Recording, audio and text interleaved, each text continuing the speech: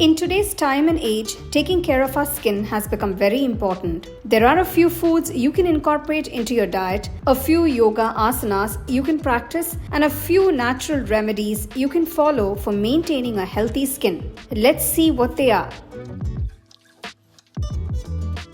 Spinach.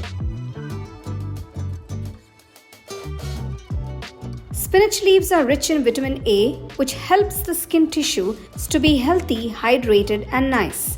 Regular intake of spinach reduces wrinkles and fine lines on the skin.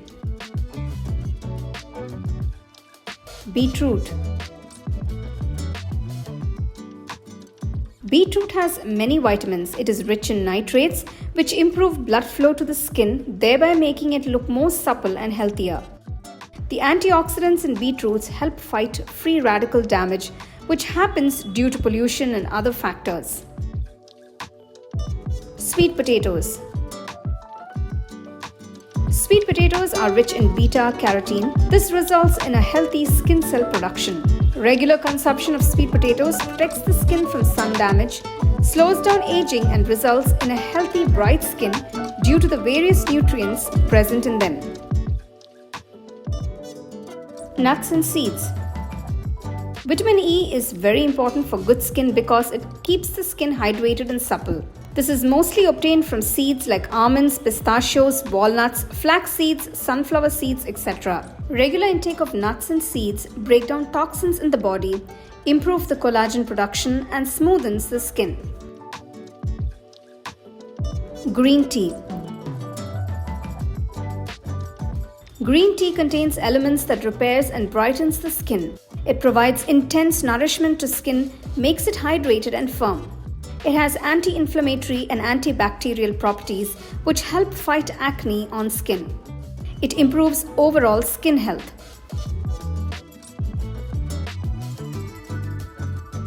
Skin always reflects internal health. So to look good on the outside, it is also important for us to keep ourselves clean from inside. These yogasanas help remove toxins from the body and make the skin glow from within.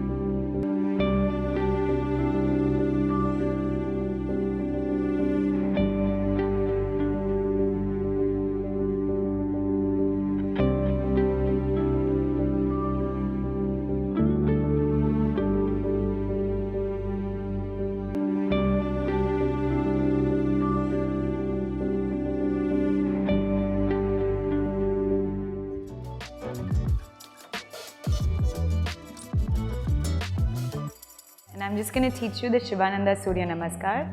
It's one of the most commonly practiced Surya Namaskars. So I'll just teach it to you, alright? So just bring your feet to the front of the mat and bring your hands to heart center. On the inhale, you'll lift your hands up really nice and high. And on the exhale, you'll forward fold, bringing your hands all the way to the ground. From here, plant your hands on either side of the mat, outside of the feet, and take your right leg as far back as you can and drop the knees down. Right? From here, gently look up. And then on the exhale, plant your hands down, step both legs back and come into a mountain posture. Make sure the heels of the feet are coming down. And on the inhale, lengthen forwards, shoulders over your wrists, drop the knees down, engage your core muscles and bring only the chin and chest to the ground. Then thread your chest through, coming into a Cobra posture, lengthening through the hands, roll the shoulders back. Again, on the exhale, curl the toes, lift up and coming back into that mountain posture. Lengthening the spine, making sure you look like an inverted V shape. Lift the right leg up again, really nice and high, and drop it straight in between the hands. Bring the left knee down, roll the shoulders back, sink in. And then again, engage your core, curl the left toes, lift the knees off, and bring the foot in front. On the inhale, rise all the way to the ceiling. And on the exhale, bring your hands to heart center.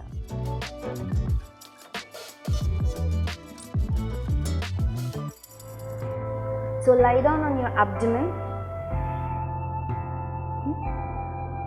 Try to keep your heel closer, your palms near your side of your chest. Now inhale and then come up such that the navel point touches on the mat. Above your navel, nothing should be on the mat. Okay? Lift your chin up, look at the ceiling. Stay here for 5 breaths. When you stay here for 5 breaths, put all your upper body weight on your middle back and strengthen your middle back as much as possible. And exhale down. Now we'll do one more variation in Bhujangasana. The same thing, inhale and come up such that the navel point touches the mat and gently lift your hands off the mat. Stay here, shift all the body weight towards your lower back and strengthen your lower back. Exhale down. Now gently place your hands down in between your shoulders and your pelvic bone. Open your legs slightly out. Inhale and then come up. Now lift your navel above the ground level. Push your pelvic bone down. Protrude your pelvic bone down and then elbow straight. Push the shoulders back. Drop your hips back and then arch.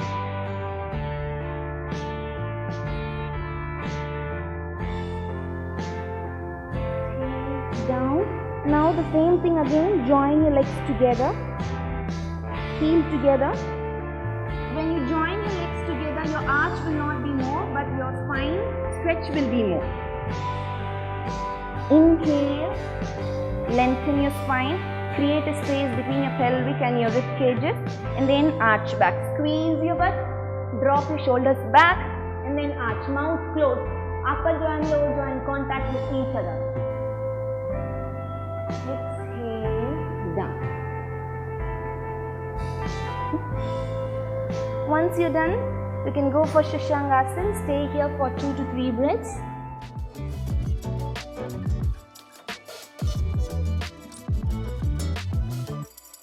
The first point of connection in Adho Mukha Svanasana is your hands. How do you place your hands on the mat? You have to make sure your fingers are separated and pressing equally into the floor, and try and take your legs little more backward. So feel very strongly with your hands on the mat. Now tuck your toes. When you tuck your toes, make sure you engage your navel. So you're not letting your stomach loose, you're going to suck your stomach inside as much as you can, making infinite space between your stomach and your thighs. Now you're going to tuck your toes and slowly lift yourself up. When you lift yourself up, your focus is to lift your hips back and up. So lengthening your spine. Now try and keep your heels up And just imagine sending your hips higher up to the sky. At the same time, you're going to suck your stomach inside. So first, let your body get used to this position. Now drop your head down completely. Relax your head. Do not bend your elbows, straighten your arms. Now slowly from here, if you're comfortable, just drop your heels slightly down. If your calf is tight, if your hamstring is tight, you cannot actually touch the floor with your heels. But that is okay. You have to try and keep your knees straight and keep sending your hips. That is your first focus. Stay here as long as you can. Breathe deep and long. Now, when you're comfortable, without bending your knees, without dropping your hips, without rounding your back, keeping that position of your spine completely straight, you're going to press your heels into the floor. So this looks like a V-shaped position. So don't squeeze your arms to your ears. Try and rotate your shoulders slightly outside and drop your head completely relaxed in. Now suck your navel in, lengthen your spine. And we stay here for 5 breaths. My arms are firmly rooted, my legs are touching the floor, my heel is pressing onto the mat. I'm trying to tighten my quads muscles here. So you're gonna tighten and squeeze your quadriceps in and squeeze your stomach inside, creating a lot of space between your stomach and your thighs. Slowly lift your heels up. Again, send your hips up to the sky and rotate your shoulders out and relax here. Feel your chest open. Breathe in your chest. Draw your navel in. Now slowly, again go back to downward dog. You feel an immense stretch in your calf, immense stretch in your hamstrings, and your whole body starts working.